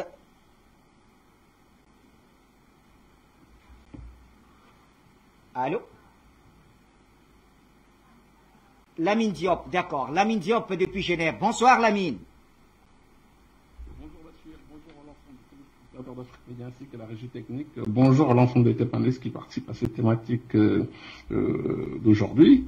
Tout premièrement, je voudrais saluer l'engagement, une fois de plus, patriotique et indéfectible de nos dignes panélistes, et aussi la manifestation intracommunautaire du côté du Sénégal hier pour soutenir le peuple malien, comme quoi la voix d'Afrique Média porte, car on était là à dire que le mutisme du peuple sénégalais ivoirien n'est pas humainement logique envers les frères maliens. Cela étant, comme je le disais dans l'édition de vendredi soir dernier, le Mali, tout comme le Burkina Faso, ne peuvent pas gagner cette guerre en continuant à être membres de ces organes de contrôle, même avec l'aide de la Russie. La preuve en est qu'avec la même aide russe, la Syrie l'avait contrée en quittant la Ligue arabe avec le cheval de Troie saoudien de ce côté-là. Disons que tous ces organes de contrôle ont été installés dans le but de mener le projet des globalistes, dit système auto-organisé, que vous pouvez voir et observer partout dans le monde, ainsi qu'en Afrique. Pourquoi il est foncièrement nécessaire de ne plus y être membre? Parce qu'en restant membre dans ces organes de contrôle, c'est comme si vous étiez dans une propriété dont ceux que vous contestez ou vous combattez, afin d'acquérir vos souverainetés, ils sont simplement les maîtres des lieux. Et par ce fait, ils ont embauché des hommes de main locaux pour chaque secteur donné à l'intérieur de la propriété. Et vous, comme partenaire, vous serez soumis aux arrêts et directives de leurs hommes de main. Et qui plus est, vous, en étant un partenaire dans la propriété dite CEDEAO ou l'Union africaine, vous ne pouvez pas combattre les maîtres des lieux ou les propriétaires de ces enclos. C'est simplement et mathématiquement impossible, puisque le maître du jeu dans ces organes de contrôle africains, c'est l'Occident, avec la France comme porte-bannière locale. C'est pour la raison simple qu'il est nécessaire de répliquer les accords, comme disait M. Dr Basilenke, de répliquer les accords qui vous lient avec ces organes de contrôle et de quitter l'enclos pour pouvoir être libre de toute souveraineté. Et aussi refuter les fondamentaux diplomatiques à l'occidental qui règnent dans ces organes de contrôle dans lesquels les pays africains se sont engouffrés. Bien entendu, d'autres me diront l'art de la diplomatie est un savant équilibre entre ténacité, flexibilité et créativité, mais à condition que vous avez un contre-levier dans l'autre main. Or, les mains africaines n'ont aucun contre-levier en cas d'échec diplomatique. Donc, il va de soi que la diplomatie européenne ou encore occidentale est adaptée à la réalité nouvelle des grandes nations. Alors, il va de soi qu'au Conseil des Nations Unies, comme organe de séquestration, les grandes puissances savent qu'en attendant, leurs forces dépendent d'un armement extrêmement onéreux. Alors, face à des nations africaines qui ne disposent ni de fusées, ni d'armes atomiques, ni d'armes bactériologiques, elles tiendront ces nations africaines qu'un rôle de vedette sur la scène de ces organes de contrôle. Or, nous savons tous que la diplomatie échoue toujours lorsque le rapport de force est équilibré. On n'a jamais vu plus fort accepter les propositions diplomatiques de l'autre Et tel est le cas avec les nations africaines, c'est-à-dire la diplomatie entre les États africains et la France ou l'Occident ne peut être équilibrée. Alors pourquoi y rester?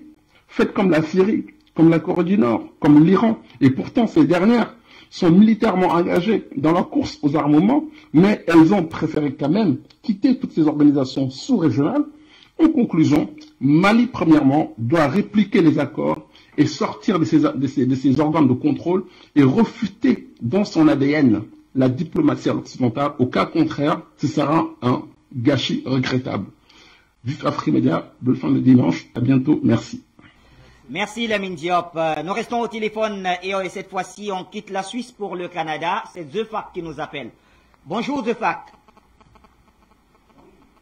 Bonjour Bachir, bonjour à nos panélistes.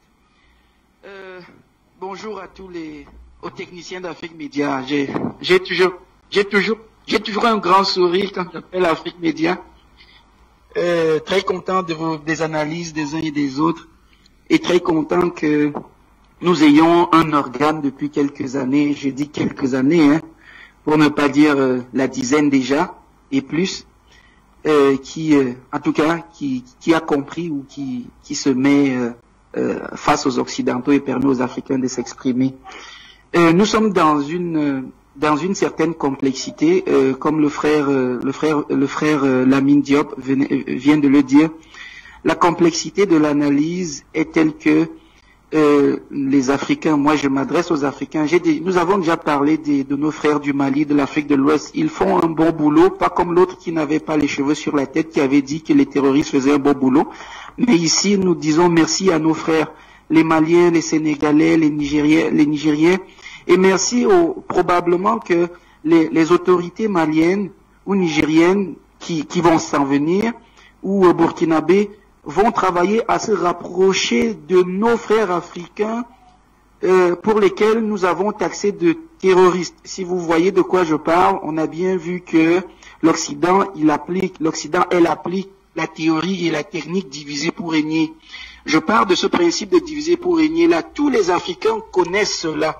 Nous avons été un peu en classe, comme Percy Mon a dit, et aujourd'hui, on fait un petit pas en arrière pour se rendre compte que cette théorie-là, l'Occident les met en pratique. J'aimerais donc juste m'appuyer sur cette petite phrase-là, diviser pour régner.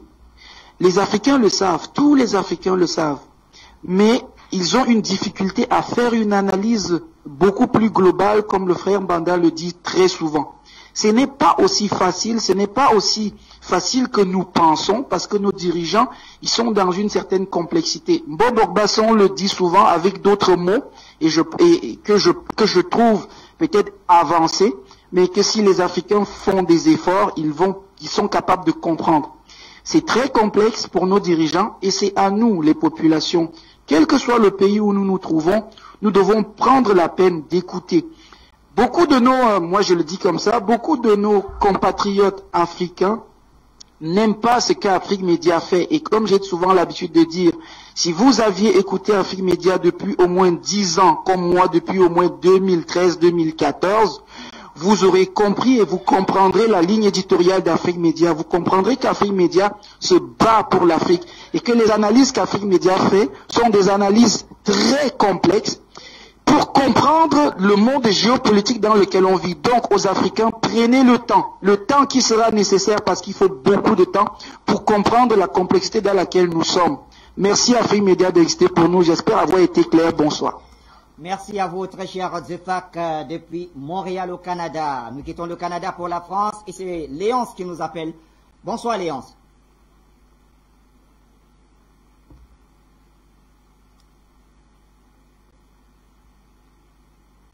Léonce nous écoute?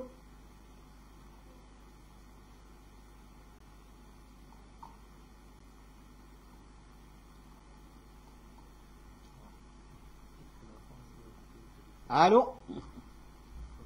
Attendez, Monsieur Bachir, recevez d'abord toutes mes salutations et puis mon admiration pour le... Allô? Vous êtes en direct. Allez-y Léonce, on vous écoute. Ah, ben vous m'entendez alors, c'est parfait. Oui. Alors, je vais continuer par saluer également tous vos panélistes, particulièrement Madame Amina Fofana, pour qui j'ai beaucoup d'admiration, et sans oublier Luc Michel, Madame Lydia, je crois Lydia, et le professeur Bandakani, le monsieur à côté que je découvre. Avant de répondre un plus ou moins à la question qui est posée à cette émission, c'est quoi l'avenir du rapport Barkhane au Mali, je voulais soulever un petit point, c'était par rapport à la prise de parole de monsieur Bandakani. Alors, j'entends souvent, quand c'est pas monsieur Hubert Etudi, c'est vous, de souvent l'arrêter dans ses élans. Aujourd'hui, Afrique Média, c'est une chaîne panafricaniste, de panafricain. Et le panafricain est profondément et viscéralement révolutionnaire. Alors, quand on parle de révolutionnaire, on ne peut pas absolument être souvent là à utiliser les codes et les canaux usuels que ces gens-là nous ont apportés. D'où nous avons besoin d'entendre davantage ce que M. Bandakani a à nous dire, mais aussi avec les mots qu'il utilise. Il est important de laisser cet homme-là nous expliquer, parce que c'est très clair, il a une façon de nous apprendre les choses, notamment la géopolitique est quelque chose de très complexe. Il a une façon de nous les apprendre de manière, je me permettrai du terme, terre à terre. Je ne vais pas vous rappeler que, oui, vous faites votre travail en faisant la police des débats. Mais nous avons par exemple en France, sur les chaînes de télévision, certains qui se permettent de dire des choses plus encore ignobles que ceux que M. Bandakani nous sort, et qui finalement même sont condamnés pour propos racistes, et enfin sont capables de se présenter à une élection présidentielle. Je ne vais pas citer leur nom. Maintenant, avant toujours de répondre à cette question, j'insiste toujours sur cela. Alors, moi, j'ai dit toujours que, dans ma dernière publication, parce que je suis écrivain, Léon Serre, je suis écrivain, gabonais, je dis toujours que les forces exogènes qui ont organisé et planifié le déclin de l'Afrique, et qui continuent de le faire, ont parfaitement saisi une caractéristique propre qui est indissociable à l'homme. C'est-à-dire que nous fixons tous instinctivement ou inconsciemment ou même volontairement et surtout culturellement une norme que j'appellerais supraconstitutionnelle dans notre esprit. Quelque chose ou quelqu'un, une entité au-dessus de nous, Dieu, ange gardien ou tout ça là. Et mécaniquement, nous traçons notre chemin et façonnons notre pensée avec cette norme. Mais je veux citer ici Kwame Nkrumah, parce que nous cherchons comment nous en sortir. Comment on va faire? Kwame Nkrumah disait: le village traditionnel de l'Afrique implique une attitude à l'égard de l'homme qui, dans ses manifestations sociales, ne peut être qualifié que de socialiste.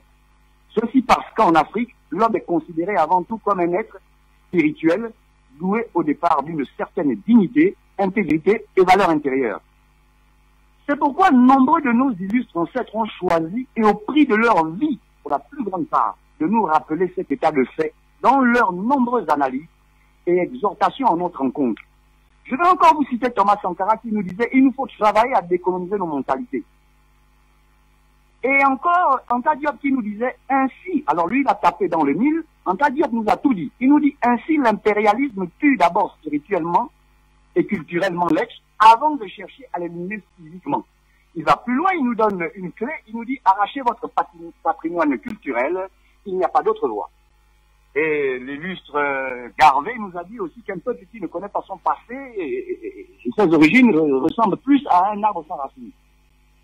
Moi, je dis que le véritable patriotisme, M. Bachir, c'est avant tout célébrer et honorer la voix et les voix de nos ancêtres. C'est avant tout se rappeler que nos terres... Ça a été un tout petit peu long, Léonce, mais l'essentiel a été dit. On va permettre à d'autres également de dire un ou deux mots avant de revenir sur le plateau central. Si possible, on va prendre deux appelants. En fonction de ce que nous propose Idel cet après-midi, alors on y va avec qui? Delphin, depuis Gitega au Burundi. Bonsoir Delphin. Mon très cher frère Bachir, je vais demander aux invités de ne pas trop m'en vouloir. De ne pas les citer, je vais gagner en temps, ils me connaissent, je les connais, donc je leur adresse simplement un salut fraternel et chaleureux. Je tenais particulièrement à féliciter le président du nouveau mouvement populaire que j'ai suivi aujourd'hui, mais aussi vendredi soir. J'ai beaucoup admiré la manière dont il a commenté l'intervention de notre brillant, très brillant même, ministre des Affaires étrangères malien. Et à sa suite, vraiment, je lève mon chapeau à son Excellence, Monsieur le ministre Abdoulaye Diop. Je suis moi-même fils de diplomate, mais quand je l'ai écouté sur France 24, vraiment, je l'ai trouvé admirable. J'ai même été amusé parce que dans la foulée de son intervention, il y avait des frangines maliennes qui, bien sûr, sous le ton de la blague, lui ont demandé en mariage. Et vraiment, il le mérite. C'est un grand fils du Mali, un digne fils de l'Afrique. Il me fait oublier cette époque sombre de l'autre nègre de maison qui est mort il n'y a pas longtemps. On ne tire pas sur une ambulance, mais lui, vraiment, on ne retiendra strictement rien de son empreinte au sommet du Mali, si ce n'est aller ridiculiser l'Afrique en général et le Mali en particulier devant ces tocards soi-disant démocrates, surtout ce nain géopolitique qu'est la France. Donc vraiment, Monsieur Abdoulaye Diop, allez de l'avant, ainsi que tous vos homologues et bien sûr notre sœur, votre homologue, Madame Baïpon, du côté du Centrafrique. Donc, moi, ce matin, je reviens marteler un argument que je ne cesse de dire depuis que je m'exprime sur les ondes de notre chère maison Afrique Média. Un État digne de ce nom doit militairement être optimal. Donc, ne laissez ni l'Élysée, ni les autres petits nains derrière, comme le Danemark ou la Suède ou autres, vous dire ce que vous avez à faire. Un bon terroriste, pour moi, pour nous les Burundais, c'est un terroriste qui ne bouge plus, qui est inerte, qui est mort. Donc, permettez-moi de ne pas respecter la police d'antenne lors de mon intervention, mais liquidez-les tous jusqu'au dernier. Les États qui agissent comme ça aujourd'hui, ce sont les États qui savent se faire respecter. Il y a des puissances planétaires, il n'y en a pas beaucoup d'ailleurs, les Russes font cela, les Chinois font cela, et les puissances régionales comme l'Algérie, le Burundi, l'Iran agissent de même. Donc, maintenez ce cap, et nous avons déjà vu, pour ceux qui savent scruter le discours diplomatique, que le nouvel homme fort du Burkina Faso pense pareillement que nous, puisqu'il met la priorité sur la sécurité de son pays. Donc, Afrique Média, le monde c'est nous, je vous restitue le micro. Appelant nous vient du Mali. Bonsoir, cher appelant, je n'ai pas votre nom malheureusement, on vous écoute.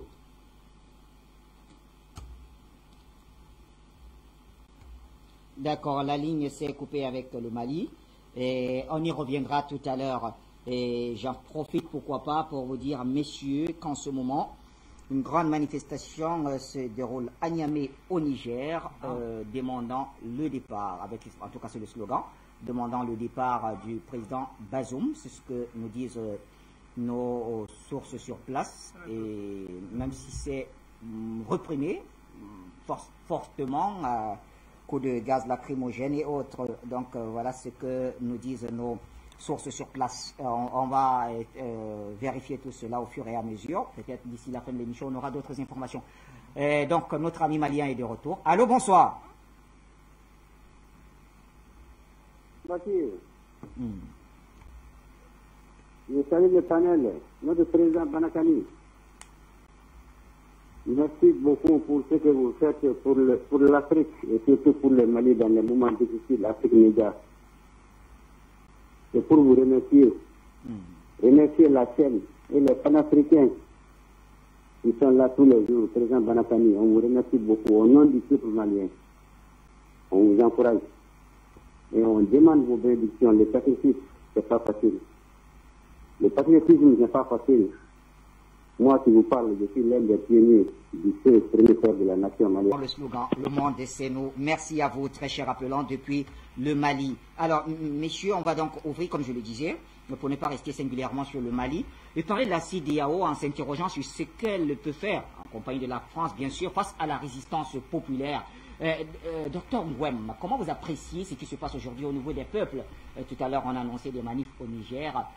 Ça se poursuit, on aura plus d'informations. Le Sénégal, avant-hier, est rentré dans la danse en soutien totale aux Maliens et demandant à la CEDEAO de retirer ses sanctions contre le Mali, parce que cela a des effets dans toute la sous-région. Le Burkina, qui est allé jusqu'à renverser le dirigeant Roch-Marc Christian Kaboré, et bien sûr le Mali lui-même. Alors comment vous appréciez ce qui se passe sur place aujourd'hui, le rapport de force entre la CEDEAO, la France d'un côté, et les peuples ouest-africains de l'autre? Je pense que nous avons dit tout à l'heure que la CEDEAO dans son ensemble est pilotée par les forces occidentales, c'est-à-dire la France, l'Angleterre, les États-Unis et puis bon, les autres pays européens. Et là-dedans, quand je dis force occidentale, il faut être clair. Dans l'Occident, il n'y a ni la Russie, la Chine encore, c'est loin. Il n'y a pas la Russie. La Russie est dans l'Europe. C'est le soleil levant. Voilà. Donc, vraiment, c'est les forces impérialistes, les forces colonialistes qui ont pillé l'Afrique jusqu'à ce jour. Donc, voilà la donne qui est là. Maintenant, ce qui se passe, c'est que nous avons le réveil des peuples. Et tout à l'heure, on parlait de la souveraineté. Et on parlait du gouvernement du peuple, par le peuple, pour le peuple. Voilà. Donc, un gouvernement... Mais c'est ainsi que se définit la démocratie, pourtant. Mais oui. Ouais. Mais parce que sa légitimité... N'est-ce pas ce qui est voulu par les peuples. Ces Occidentaux dans ces pays, le Mali, le Burkina? Non, les Occidentaux veulent autre chose. Ils veulent des marionnettes. D'accord? C'est pour ça que une fois que le peuple dit maintenant ça suffit, je dois diriger moi-même mon pays, pour le bonheur de mon pays, les Occidentaux disent quoi? Non, il faut organiser les élections, parce qu'ils savent très bien comment ils vont faire pour manipuler. Mais on a déjà joué à ce jeu-là avec les Occidentaux, et particulièrement avec la France. Mais depuis 1960, ils ont fait et défait les gouvernements. Ils ont fait et défait les gouvernements. Cet âge-là commence. C'est l'âge de la pierre, ça. J'ai l'impression. Donc aujourd'hui, c'est un autre contexte. Et dans ce contexte aujourd'hui, je pense que les peuples, parce que un peuple qui cherche à être autodéterminé, un peuple qui veut sa souveraineté, rien ne peut l'arrêter. C'est pour ça que les insultes de la France en ce moment ne peuvent pas arrêter ni le peuple de Mali, en tout cas les peuples dans cette région-là dans son ensemble. Et ils sont très intelligents. Regardez maintenant, ces Français, ces Occidentaux accusent ces peuples ou ces gouvernements légitimes, parce qu'à partir du moment où c'est porté par les peuples, pour moi, ça devient légitime. D'accord? Ils les accusent de faire intervenir, de faire entrer dans le pays. Ils accusent d'être illégitimes déjà, et de vouloir faire entrer dans leur pays les forces étrangères telles que Wagner de la Russie. Mais chaque peuple a le droit de choisir, je dirais, sa coopération. Et avec qui il doit mener sa coopération, me semble-t-il. Donc ce qui se passe aujourd'hui est très clair. Moi, je pense sincèrement que la marche est irréversible. Qu'on le veuille ou pas, il n'y aura même pas de négociations. Il ne doit plus y avoir de négociations avec l'Occident et la France en tête. Il doit seulement y avoir quoi? Partez et on verra après. Parce que le partez, il nous appartient aujourd'hui, comme on le fait, de rechercher des alliances qui nous permettent de stabiliser notre situation. C'est avec la Russie, c'est avec la Chine. D'ailleurs, au plan géopolitique international de l'ONU, c'est ce qui se passe. Dès que la France a voulu, par exemple, mettre le problème du Mali sur la table des Nations Unies, la Russie a opposé son veto. La Chine aussi a opposé son veto en disant non, mais attendez. Et donc tout le monde sait très bien. Donc au plan géopolitique international, nous nous inscrivons dans cette dynamique. Nous devons chercher des alliances avec ces pays-là et c'est normal. Regardez ce qui s'est passé là en Centrafrique, heureusement. Regardez ce qui s'est passé là en Syrie, heureusement. Regardez ce qui se passe avec la Turquie. La Turquie est obligée d'aller chercher d'autres alliances et pourtant la Turquie est dans l'alliance, dans l'OTAN. Mais en même temps, elle est obligée d'aller chercher une alliance avec la Russie. Donc c'est le jeu auquel nous aussi nous devons, dans ce jeu, je dirais, qui a complètement rebattu les cartes depuis la chute de la grande union des républiques socialistes soviétiques en 1992. Vous voyez, nous sommes là-dedans. Nous ne devons pas avoir peur. Nos gouvernants actuels, que ce soit le gouvernement du Mali, du Mali, du Burkina, ils ne doivent pas avoir peur parce qu'ils doivent asseoir leur légitimité sur leur peuple. Est-ce que les dirigeants de la CEDEAO et la France, puisque je les ai mis d'un côté, est-ce que ces dirigeants ne peuvent pas renégocier cette fois-là en essayant d'écouter les vrais leaders des sociétés civiles aujourd'hui qui émergent dans cette région de l'Afrique? Je crois que pour ce qui me concerne, l'heure n'est pas à la renégociation. L'heure est à écouter les conditions posées par le mouvement populaire. Et ces mouvements populaires sont clairs. CEDEAO et France, d'abord, rester à l'extérieur de nos choix populaires. Et après, on discutera. Donc, une rupture une rupture pour voir si les conditions de renégociation seraient réunies? Attendez, on négocie avec la CEDEAO. La CEDEAO actuelle, c'est quoi? Attendez, l'histoire est récemment parlante. Quand vous avez un président, je prends quelques exemples. Prenez le président, par exemple, Ouattara, qui a manipulé 2 fois la Constitution pour rester encore longtemps au pouvoir jusqu'à maintenant. La CEDEAO dit quoi?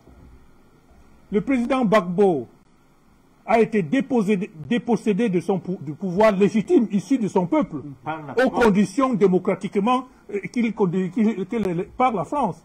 La CEDEAO dit quoi? Il a été déporté. La CEDEAO dit quoi? Il a été blanchi au bout de 8-9 ans. La CEDEAO dit quoi? Rien. Mais Sankara, qui a été assassiné en 1975, je pense, la CEDEAO dit quoi? Avec la complicité de qui? De l'Occident. Et avec, bien évidemment, les suppôts des Noirs, tels que Ouattara.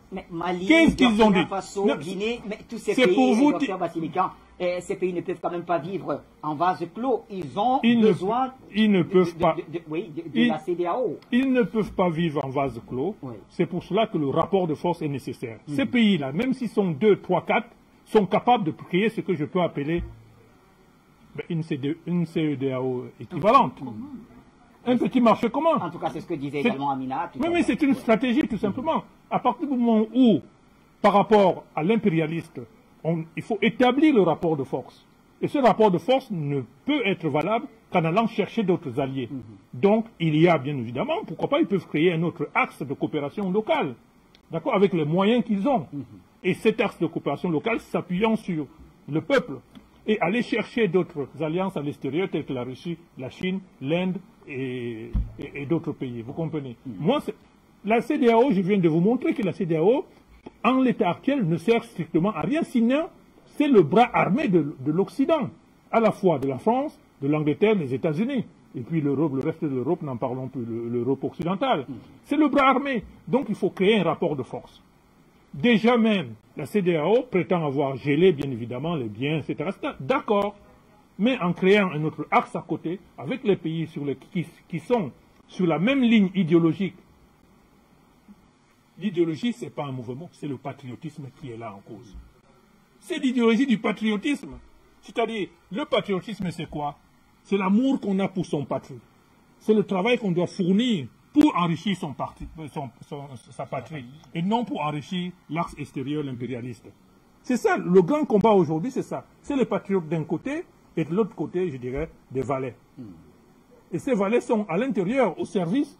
Donc c'est pour ça que je vous ai donné multiples exemples tout à l'heure, pour vous montrer que la CEDEAO, en l'état actuel, ne sert à rien. C'est le bras armé de l'Occident impérialiste qui nous suce depuis des centaines d'années jusqu'à ces jours. Très bien. Merci, docteur Ngouem. On va donner la parole. Je voudrais qu'on aille, pour ne pas léser Zoom, on va aller du côté de Zoom et revenir sur le plateau.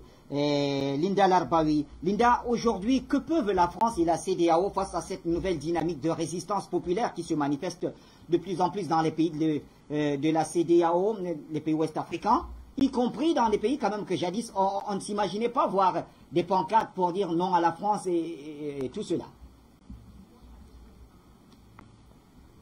La CEDEAO, c'est un outil du Quai d'Orsay. Il a été créé pour servir la France. C'est ça, la zone de la CEDEAO.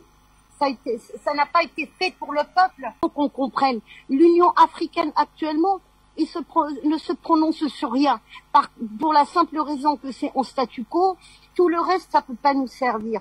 Maintenant, je vais passer à autre chose, Monsieur Bachir, si vous permettez. J'aime bien corriger les choses.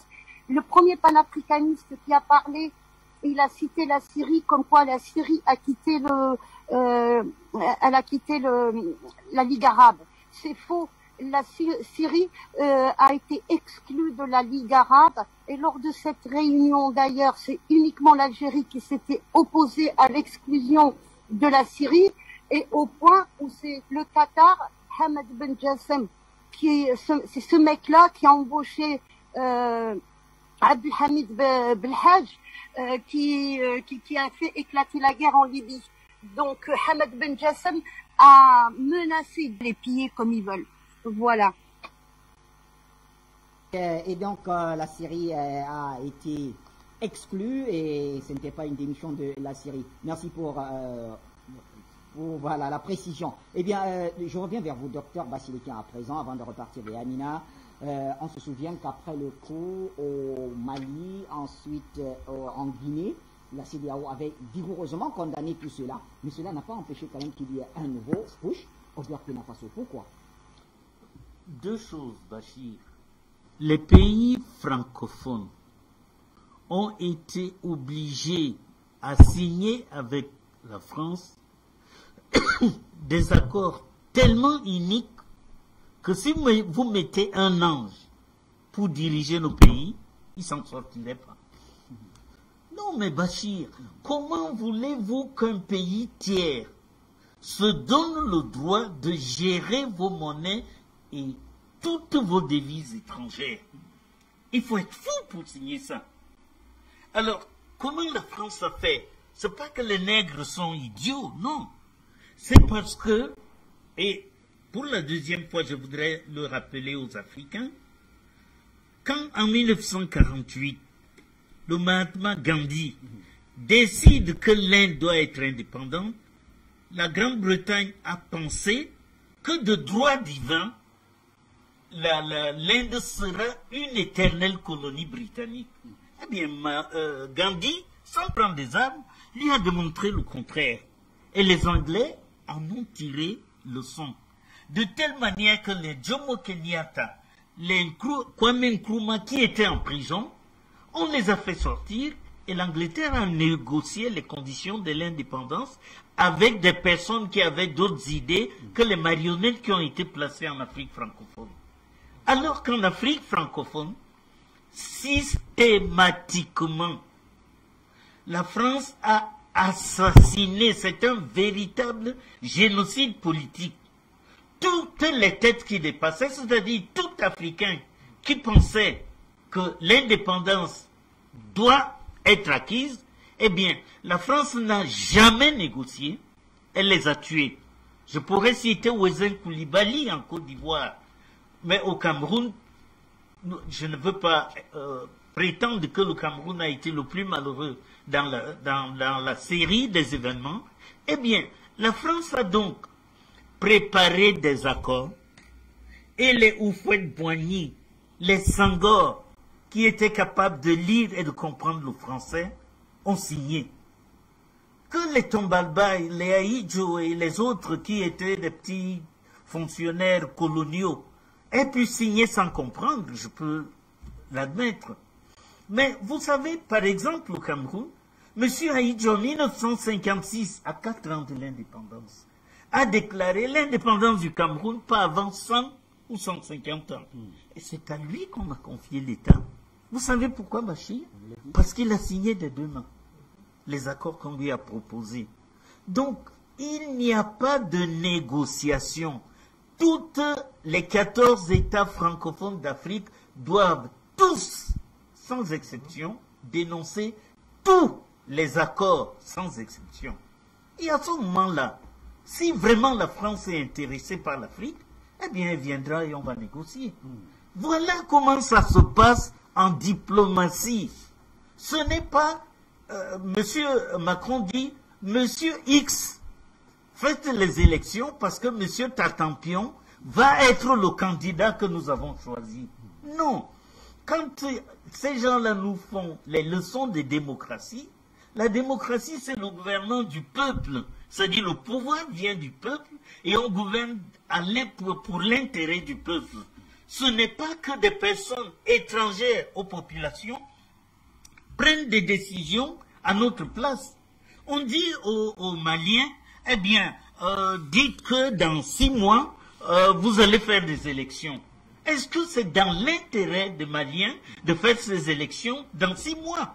Est-ce que en l'état actuel d'un pays qui a souffert pendant plus de 15 ans d'un terrorisme violent où il y a des milliers de morts, est-ce que vraiment il faut se lever pour dire on va faire des élections, compte tenu de ce qu'il y a des endroits du Mali où les armées françaises interdisaient à l'armée malienne d'y aller?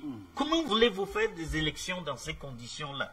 La solution aujourd'hui pour les 14 États, si les Comores sont dans la même situation, pour les 15 États, c'est de dénoncer unilatéralement les accords de 1959 et que ceux qui voudraient continuer de coopérer avec nous, eh bien, ils viennent négocier. Vous savez, Bachir, nous sommes en guerre contre l'Occident. Et je vous assure que pour gagner la guerre, il faut deux choses. Une stratégie et des alliances. Les alliances, on les a trouvées toutes seules. La Chine, la Russie, l'Iran et d'autres pays comme ça. Évidemment, on n'a pas négocié avec eux parce que c'était l'urgence. Mais que ces pays-là sachent qu'une fois qu'on aura recouvré notre souveraineté, eh bien, on va négocier dans l'intérêt réciproque de toutes les parties. Avec les Français, c'est impossible qu'on s'entende sur la base des accords de 1959. Et pour répondre à ta question, il faut dénoncer ces accords d'abord et avant tout. Très bien. Dénoncer ces accords d'abord et avant tout.